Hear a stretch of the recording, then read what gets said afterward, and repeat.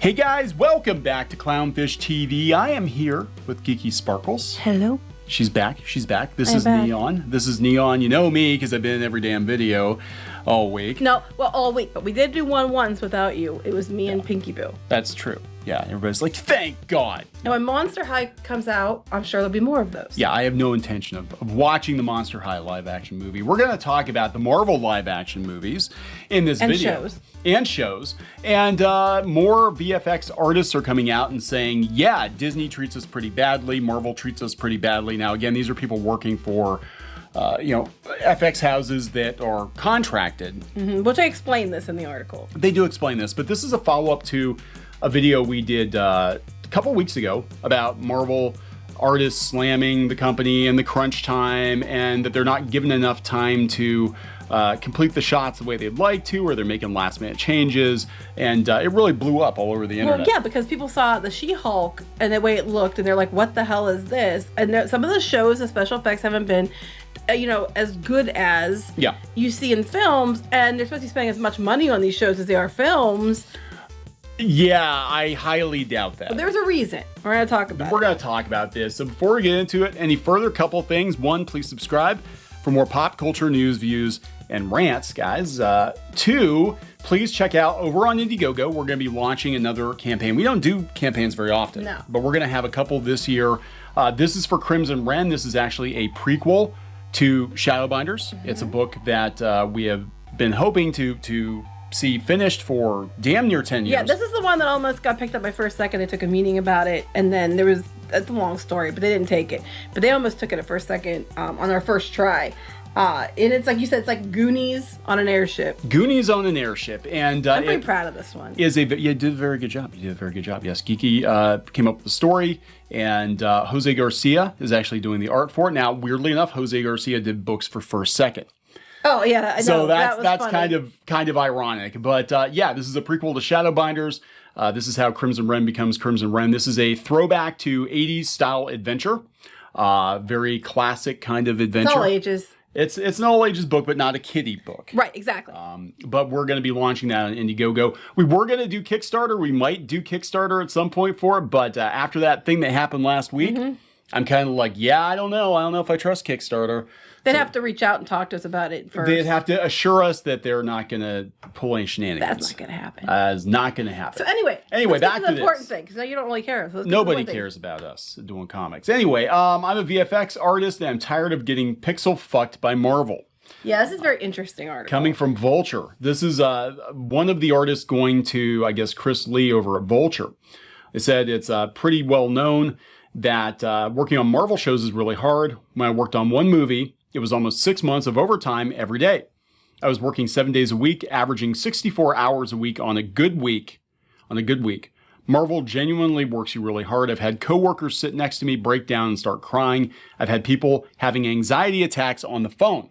I believe it. I have worked in situations like that, not in visual effects, but I worked for a marketing firm one time that there were people having breakdowns because of the amount of work. Well, Disney related. I remember when you were doing comics and they didn't have a colorist and they needed stuff like a next day, or you were pulling all-nighters 2 or 3 times. Yeah. So this is just anecdotal, but yeah, I've said before that comic book colorists don't get enough credit because a lot of times colorists have to pick up the slack for the rest of the art team. In this case, we had a story that was a European story, and when I got the files, it was supposed to be like a touch-up, like just change some of the colors out and pretty it up a little bit, make it look more modern.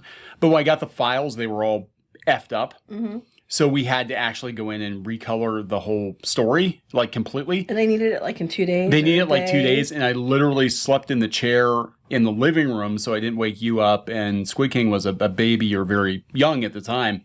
And I slept on the chair for an hour or two, and then I went back to work. And so colorists don't get enough, production people. You had a day job then too. I had a day job too. Yeah, it was awful. That's part of the reason why I don't do comics for other publishers now. Anyway, the studio, being Marvel, has a lot of power over the effects houses just because it has so many blockbuster movies coming out. I'm sure the effects houses are killing each other, killing themselves trying to get to. Yeah. to get these deals. If you upset Marvel in any way, there's a very high chance you're not going to get those projects again in the future. Really? That's a shocker. Just like if you don't do what Disney wants, you lose your media access. That is a very Disney attitude. Yeah, you're not allowed to push back. If you push back, you're problematic, and they put you on a blacklist. Like I said on Twitter, I won't kiss Disney's ass because I'm not into butt stuff. Yep.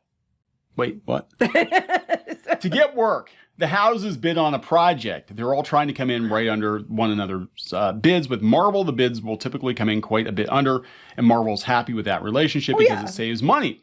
What ends up happening is that all Marvel projects tend to be understaffed, where I would usually have a team of 10 VFX artists on a non-Marvel movie.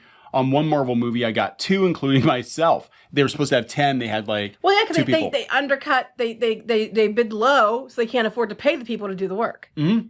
Every person is doing more work than they need to. And a lot of times, this is kind of like a loss leader. Again, I worked in marketing for years. And a lot of times what you will do is you will bid low on a project to get the client. And then once you have the client, you prove to the client that you can do a good job, and then you raise the rates.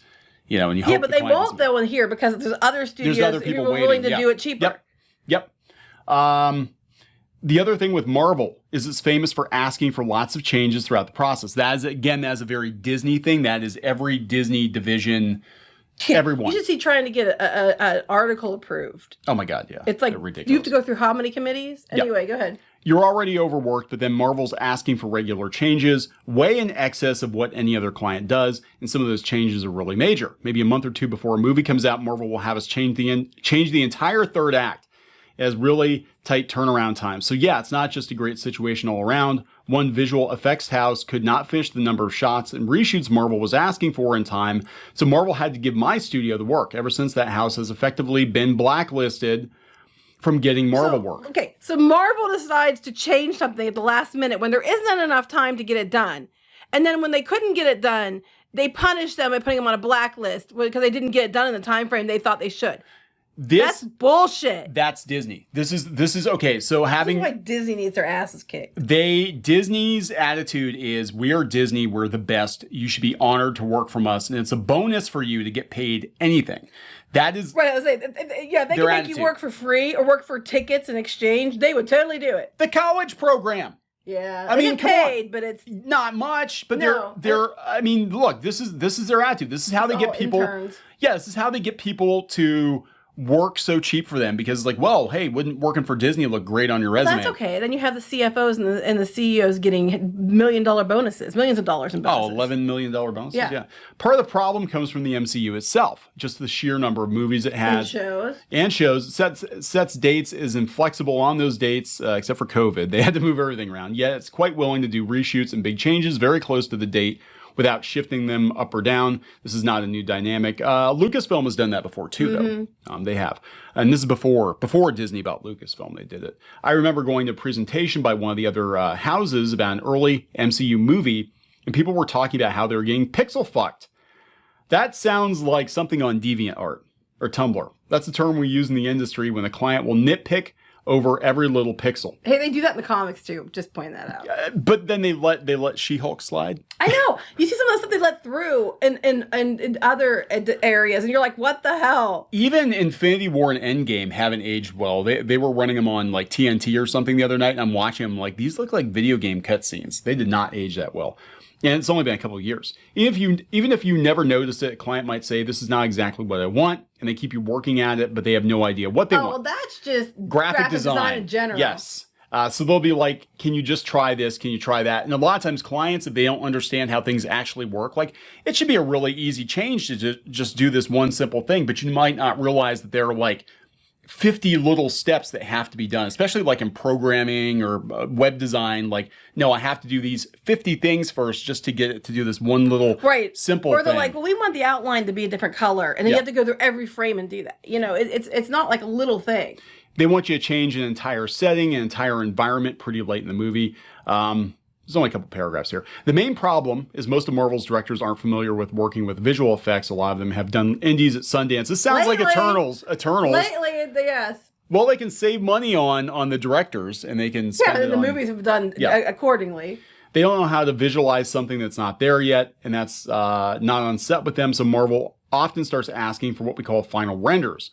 As we're working through a movie, we'll send work in progress images that are not pretty, but shows where we're at.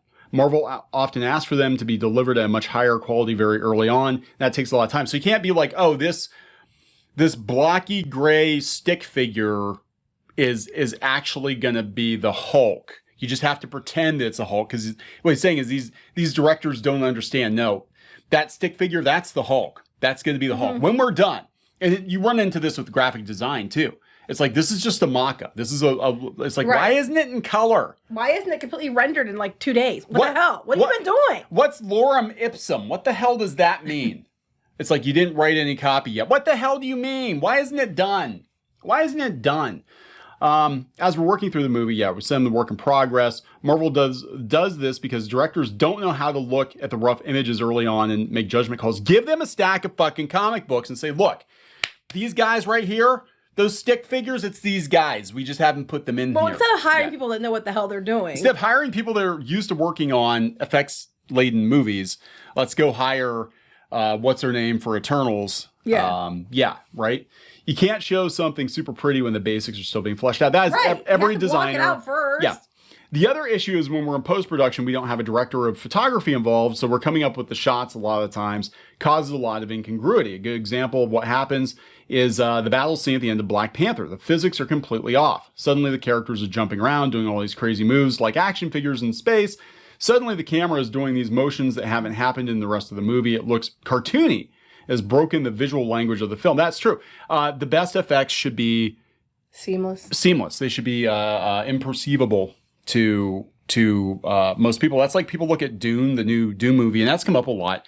And they're like, man, this Dune's kind of boring compared to the old Dune. But I'm like, it's because they did such a good job making it look real that you think it's all real, and it's not real.